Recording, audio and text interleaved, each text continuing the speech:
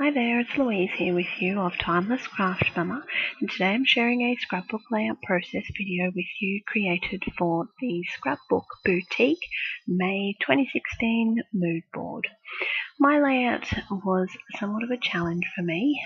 If you've watched any of my videos, you'll notice that my boys are my main scrapping inspiration.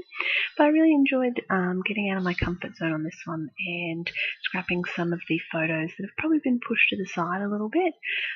This one particularly, I have completed my wedding album of scrapbooking, but this particular photo was one that I'd pushed to the side because I didn't particularly like my face in it. But it's important, I think, to make sure that we have these photos in the important places, which is in the albums for the memory. It's the only photo I have of my mum and I on my wedding day together on our own, so I really wanted to get it on the page. Okay, so back to the layout. What I've done here is I've gone ahead and torn some of the Kaisercraft paper, and you'll find a link to this in the blog post to go and check out some of these great papers and collectibles from this particular Kaisercraft collection. So I've torn that down the middle, and what I'm doing now is just taking some gel medium, and I've mixed that. You can see in the right hand corner that it's got that pinky tinge. That's because I've mixed it with the Prima Mica powder in cold pink. And this is the first time I've used this product, so I wasn't sure exactly how it was going to work. And, I'm partially happy with the results, but I, did struggle to use it a little bit. So you'll see as I go on, I'm going to use it a couple more times, and I'm going to talk you through sort of what I liked about it and, what I found challenging. So the first thing that I found challenging when using it with the gel medium was I found that it gave good color, but it sort of had, you can see that in the middle of the page there's almost a little bit of a yellow tinge to it. So, the pink color is there, but there's that sort of not quite right color. So whether that was something I did or whether that's the product, I don't actually know, but it certainly wouldn't stop me from using this particular product. I really like the effect that this sort of shimmery color gives, and sometimes you can see it and sometimes you can't. So while I'm waiting for that gel medium to dry, I'm going ahead and building a cluster around my photo. Now, I knew from the very beginning of creating this particular layout that I wanted it to be all about sort of distressed edging, lots of pretty pastel pink colors, and lots of layers. So you'll see that I'm building this up a couple of times with some cardboard. Look, this is my preferred method to get dimension into my layouts, but do whatever you're comfortable with. If you prefer to use mounting strips, use mounting strips. If you want to use cardboard, some people like to use foam. Whatever works for you, as long as you get the desired effect, then certainly use what you're comfortable with. For me, the cardboard is just a really easy thing because there's plenty of it lying around. If you've got a husband like mine who drinks beer, then you will have cardboard.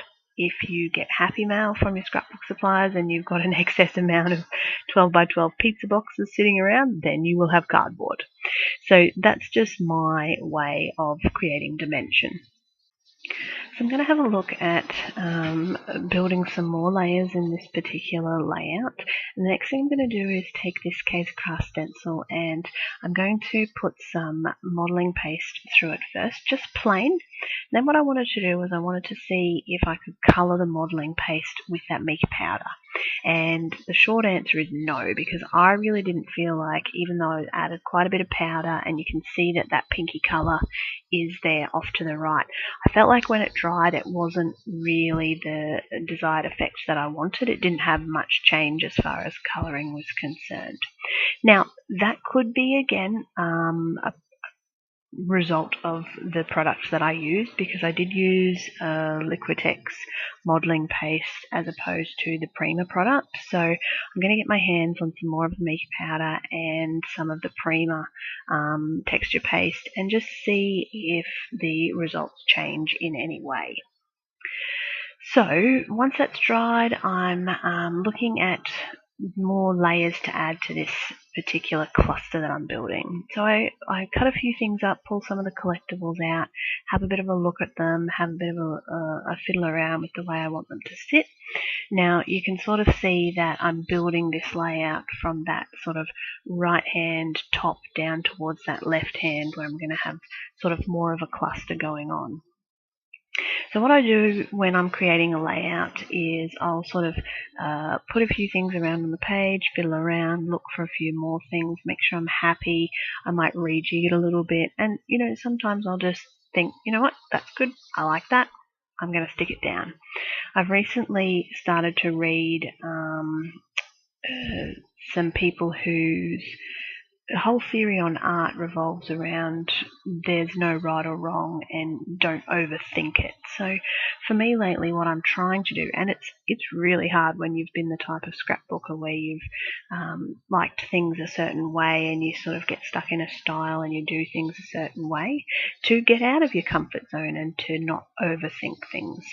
So look out for layouts coming by me in the future that are not overthought at all, and they're simply just playing with textures and products. The great thing about scrapbooking is that there are so many products out there that you can play with, and I think for me the fear is always that sometimes you'll spend a fair amount on products and paper, and if you start to fiddle around too much you can often waste a lot of product, but in the end there's not anything that's never salvageable. You might start with a layout that you hate, put it to the side, come back a week later, and you might really love it again. So I think that for me, and I'm not saying that this will work for everybody, but sometimes I do tend to overthink things a little bit, and to get stuck in the moment. But it's something I'm going to work on to change. Alright, let's get back to what I'm doing in this layout. So I'm taking some of the Gold Shimmers product, and this is one that I really like. I really like that Gold Shimmers product. It's got a real shiny, it's shimmers, so it's got a real shimmers effect, and it worked quite well with the Mica powder that you can sort of see every time the light hits that layout. So I've spread some of that Shimmers product around, and you'll see I'm going to build a little bit more of that colour later. But I decided that because the mood board had some gold in it, that I really wanted to incorporate just a little more sparkle and a little more gold on this page, because the photo's black and white, so it's not impacting any of the layout, and I had a lot of pink going on and had a few little touches of black, but I really wanted some gold to sort of pop. So I've taken some chipboard product, I've added some embossing liquid, and then I've just covered it in the gold embossing powder. Now how cool does it look watching that embossing powder when it turns and sets in the fast motion of the video? I was watching it when I first made this video, and I thought to myself, wow, that's actually pretty cool, because you never see it do that in real life. So I really enjoyed watching it in speed motion. Alright, so in my typical mixed media layout fashion, I like to pop some stamping around, again, just to add a little bit of interest. So I'm using the Kaisercraft script stamp, and that's just with some black archival ink.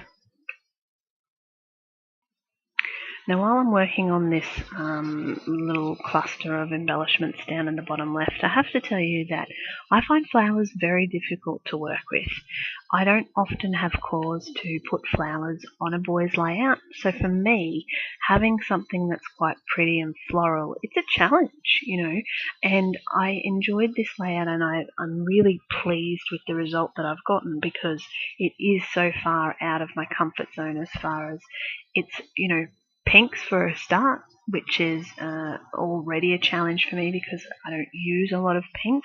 And then, to have flowers on there as well, it certainly was something that made me think about how I wanted this layout to feel.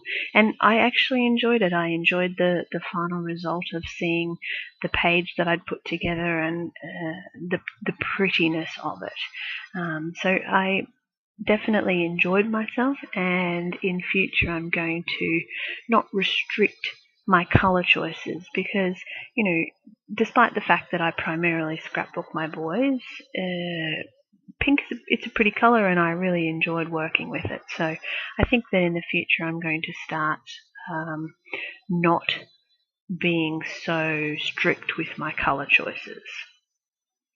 So a little bit more, as I said, of that gold shimmers product. Now that I've finished with that cluster, I can start to just put the final touches of that product around and give it that little bit of gold shimmer. The mica powder is also really good to just paint on the same way that I did with the shimmers product. So I actually like this effect the most out of all of the ways that I use the mica powder. So I know it's in fast motion. Please feel free, if you're watching on YouTube, to slow that down if you want to have a look at the way I'm moving that page around in the light so that you can see that mica powder a little bit more. But the final result really, when you tilt it into the light, it gives you this beautiful shimmery feel. So painting it on and using the mica powder that way, that was certainly my favourite way to use it. Final step in this layout is to add my journaling, and it's basically a thank you to my mum for being there on my wedding day. So that's the finished layout. I really hope you enjoyed this video from me. Definitely leave me some comments, anything you like. Don't forget to subscribe to my YouTube channel and check out Scrapbook Boutique. Thanks so much.